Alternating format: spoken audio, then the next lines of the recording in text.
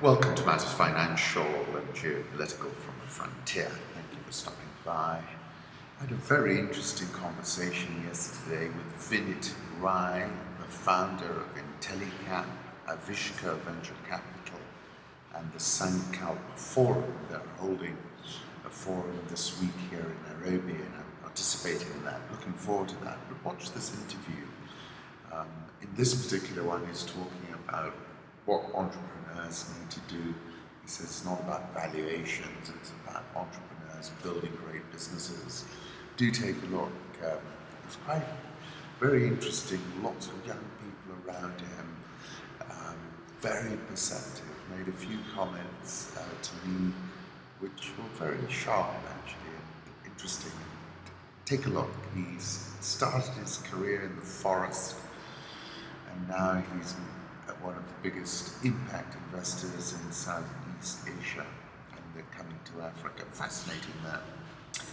Home thoughts. Let me start with my moonshot at 6:25 a.m. So I dropped Hannah on her school bus, and I enjoy doing that in the morning. And, then I read how astronauts on board Apollo 10 say they heard mysterious music on the far side of the moon. In the program, astronauts Eugene Cernan and John Young can be heard saying, "You hear that? That whistling sound?" Another astronaut says, "That sure is weird music." And that took me back to a piece by Martin Amis talking about Don DeLillo's prophetic soul. The specialist is monitoring data on his mission console when a voice breaks in. A voice that carried with it a strange and unspecifiable poignancy. You can imagine that's how a voice would break in and sound, poignant. He checks in with his flight dynamics and conceptual paradigm officers at Colorado Command, and we ask ourselves, has there ever been a more distinctive exponent of dialogue than Don DeLillo? We have a deviate Tomahawk. We copy, there's a voice. We have gross oscillation here. There's some interference. I've gone redundant, but I'm not sure it's helping. We're clearing an outframe to locate a source. Thank you, Colorado. It is probably just selective noise. You are negative red on the step function quad. It was a voice, I told them. We have just received an affirm on selective noise. We will correct Tomahawk. In the meantime, I advise you to stay redundant. The voice, in contrast to Colorado's metallic pidgin, is a melange of repartee, laughter and song with a quality of purest, sweetest sadness. Somehow we are picking up signals from radio programs of 40, 50, 60 years ago. Powerful stuff, great writer. You can imagine that happening to you, can't you? Then this quote caught my attention from Thomas Pynchon. Temporal bandwidth is the width of your present, your now. It is the familiar AT considered as a dependent variable. The more you dwell in the past and in the future, the thicker your bandwidth, the more solid your persona. But the narrower your sense of now, the more tenuous you are.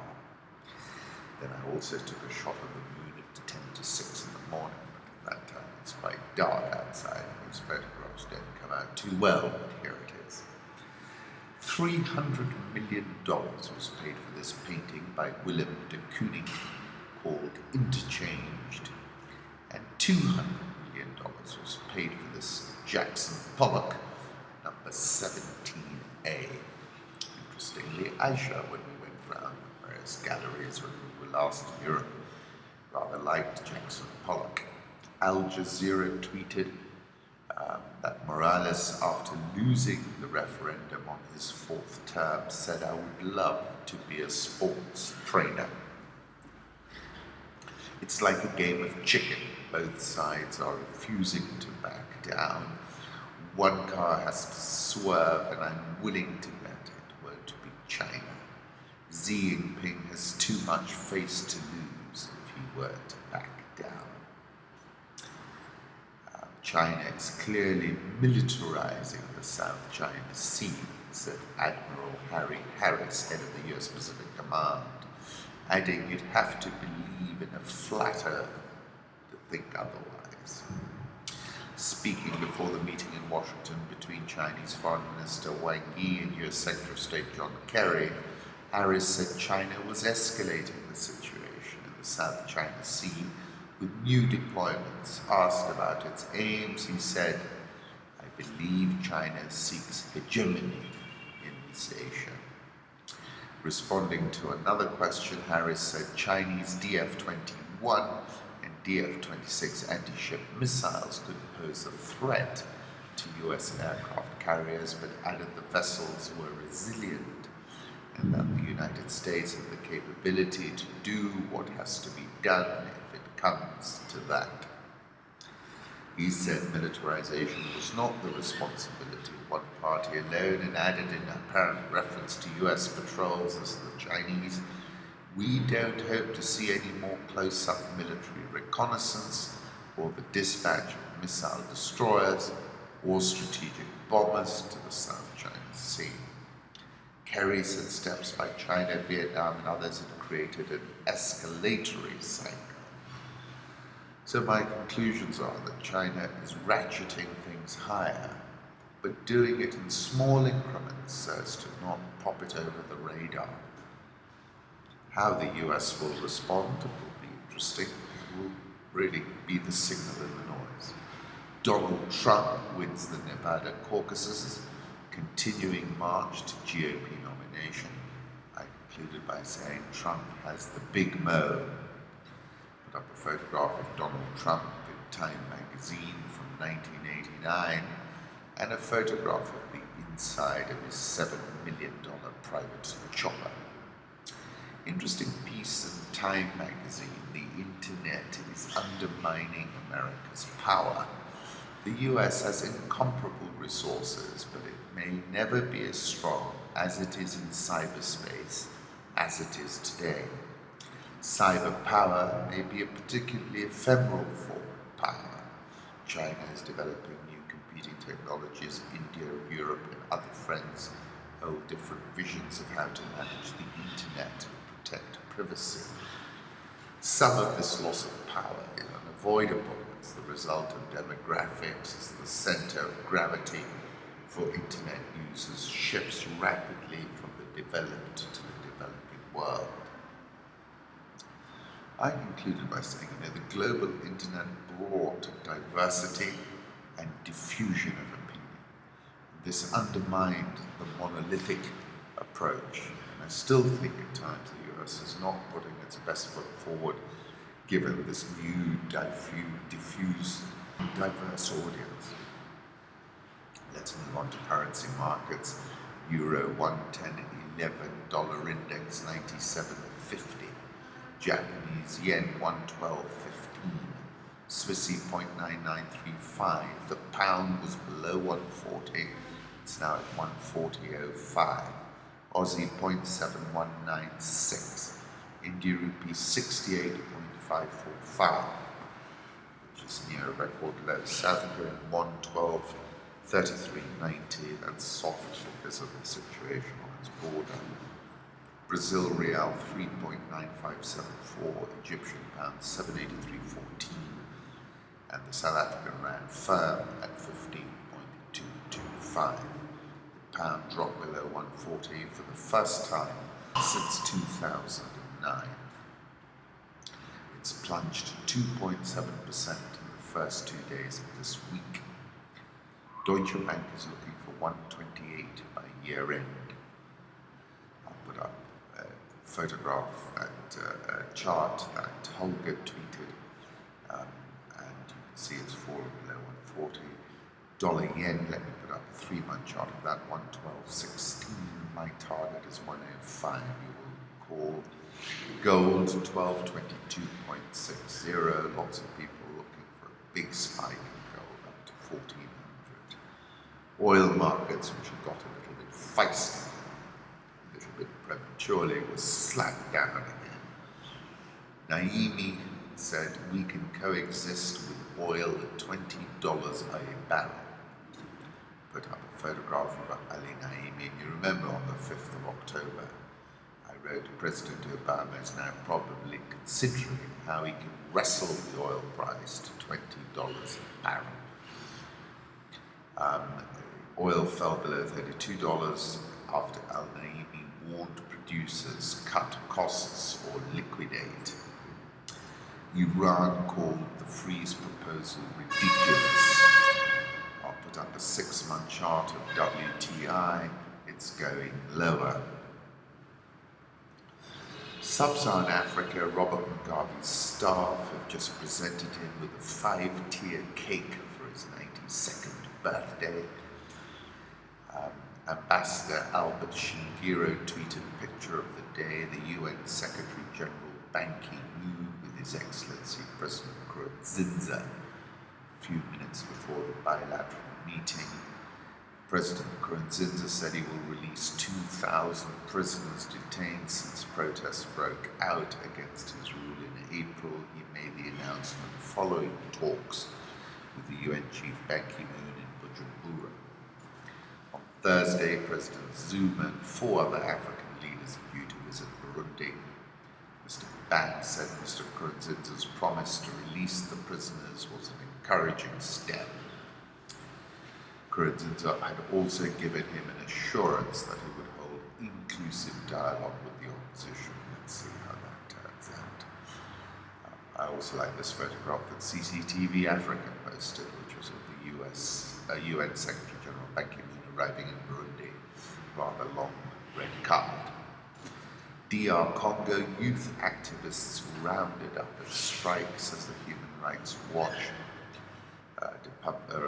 DRC authorities have arbitrarily arrested 8 youth activists. Human Rights Watch said today the youth activists and at least 30 political opposition supporters were detained on or around February the 16th in connection with a national strike. This was the Ville-Morte Dead City. Other activists who supported the Ville-Morte have received text message threats from unknown phone numbers. Peaceful protest is not a crime, and the Congolese authorities should immediately release all those wrongfully arrested or detained on trumped-up charges, said Ida Sawyer, Senior Africa researcher at HRW. These latest arrests are part of a growing crackdown on opponents of the government's attempt to delay elections and extend the president's term in office. Interesting piece in Deutsche Welle, African authoritarian regimes' dread of social media. Last Thursday, polling day in the Ugandan presidential elections, WhatsApp, Twitter, Facebook simply stopped working for many Ugandans. Most of them realized immediately that this was no coincidence. The government was blocking access to social media, and it didn't even try to hide what it was doing. As well as fostering interest in virtual private networks, the shutdown also had another, perhaps more significant side effect. Ugandans who were formerly apathetic are now active politically. They are letting their feelings be known. They no longer have no opinion. And somebody else saying the government has little to fear from traditional media because they lack critical age. But the social media where everybody can post what they like, which develop their own dynamism, they are a source of great concern for the government. Camp fears the government's nervousness of social media could get worse.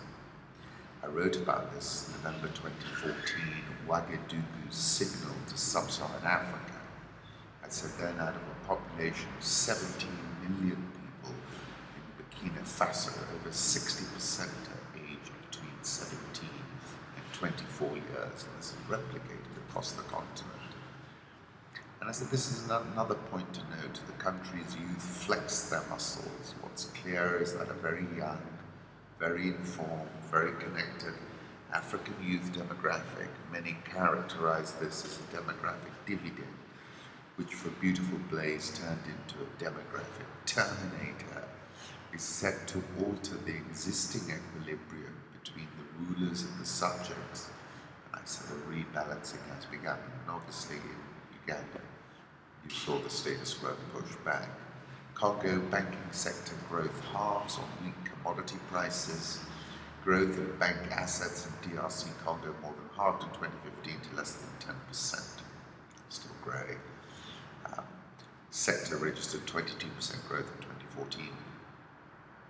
But bear this in mind, this is why a lot of the Kenyan banks are marching into the Congo, is only about 5% of Congolese have a bank account. Bill Gates says Sub-Saharan Africa has less electricity now per person than 30 years ago. It's a very interesting piece in Bloomberg, 5 charts that show why this South African budget is so crucial. All eyes are on South African Finance Minister Pravin Gordhan when he delivers his budget speech on Wednesday. Gross debt has almost doubled to close to 50% of GDP since Zuma took office 7 years ago. Have a look at that chart, and also another chart of the IMF cutting South Africa's GDP forecast. 8th of February, I said South Africa, which is the second biggest economy in SSA, Sub-Saharan Africa, will also contract, albeit 0% GDP this year. I said then the David Van Rooyen interlude in the Finance Ministry was a step too far. A 10% fall in the currency in a single hour, the Rand flash crash, confirms the complete loss of any credibility that President Zuma might have had. South African all share tumbled 1.41% yesterday. It's down 4.48% this year. Dollar rand approximately a 2-month high, 15.22. Expectations are high of an imminent rate hike, and that Gordhan will manage to pull a rabbit out of his hat. I'm not sure he will. In another interesting news, the main House of Parliament passed a bill that will enable the state to pay for land at a value determined by a government adjudicator and then expropriated for the public interest. Egyptian EGX 30 is down 12.86% this year. The Nigerian all-share down 15.89% this year. Ghana Stock Exchange Composite Index down 0.09% this year.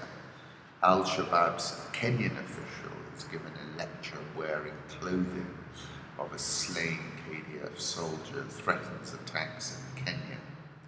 Ahmed Iman Ali, a Kenyan official in the Al-Shabaab Al-Mujahideen movement, delivered a lecture threatening attacks in Kenya while claiming to wear the clothing of a KDF soldier killed in the January 15, 2016 attack on an Amazon base in Somalia region.